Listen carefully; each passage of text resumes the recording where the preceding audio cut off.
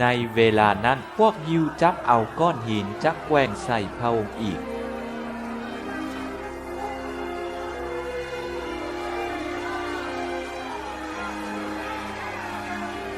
พระเยซูเจ้าจึงกล่าวต่อไปว่าเฮาได้ทำกิจการดีหลายอย่างที่มาจากพระบิดาของเฮาให้พวกเจ้าเห็นแล้วย้อนกิจการอันใดพวกเจ้าจึงอยากแกว่งก้อนหินใส่เฮาพวกยิวตอบว่าพวกเฮาอยากแกว่งก้อนหินใส่ทานบ่แม่นย้อนกิจการดีงามนั่นดอกแต่ย้อนทานกล่าวประมาทประจานด้วยว่าท่านเป็นเพียงแต่มนุษย์ก็ยังมายกตัวขึ้นเป็นพระเป็นเจ้าพระเยซูเจ้าตอบว่าในพระธรรมบัญญัติของพวกเจ้าบ่มีไผเขียนไว้บ่ว่าเฮาบอกว่าพวกเจ้าแม่นพระเจ้าพระธรรมบัญญัติเอิ้นผู้ที่รับพระวาจาของพระเป็นเจ้าว่าเป็นพระเจ้าและบ่มีไผลึบล้างพระคัมภีร์ได้แล้วพวกเจ้ายังใส่ความผู้ที่พระบิดาได้เสกสรรและทรงใช้มาในโลกว่าเป็นผู้เว้าประมาทประจานย้อนเฮาเว้าว่าเฮาเป็นบุตรของพระเป็นเจ้าได้แนวใดถ้าเฮาบ่ทำกิจการของพระบิดาของเฮา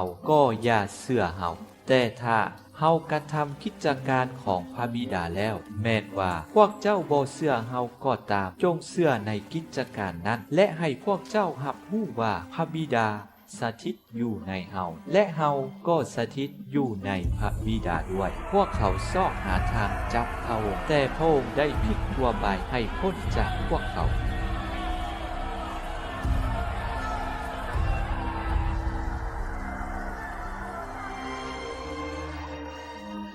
พระองค์เสด็จข้ามฟากแม่น้ำจอร์แดนเสียใหม่ไปบ่อนยวงเริ่มทำพิธีล้างและประทับอยู่ที่นั้นมีหลายคนมาหาพระองค์พวกเขาเว้ากันว่าท่านยวงบ่ได้ทำการอัศจรรย์อย่างแต่ทุกสิ่งที่ยวงกล่าวถึงบุรุษผู้นี้เป็นความจริงหมดและอยู่ที่นั้นมีหลายคนเชื่อถึงพระองค์